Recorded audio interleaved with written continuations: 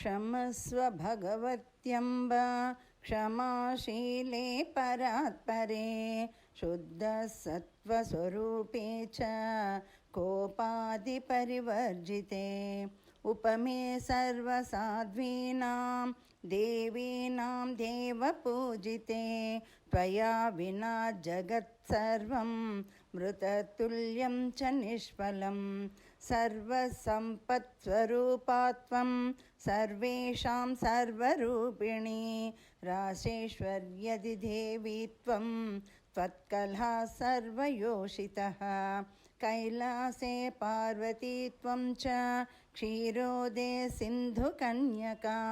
महालक्ष्मी च स्वर्गे त्वं मर्त्यलक्ष्मीश्च भूतले वैकुण्ठे च महालक्ष्मी देवदेवी सरस्वती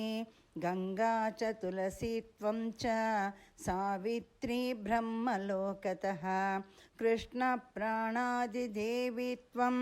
गोलोके राधिका स्वयं रासे रासेश्वरी त्वं च बृन्दावने वने कृष्णप्रिया त्वं भाण्डीरे चन्द्राचन्दनकानने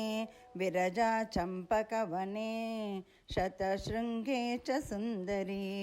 पद्मावती पद्मवने मालती मालतीवने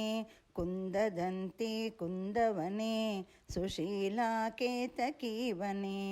कदम्बमाला त्वं देवी कदम्बकाननेऽपि च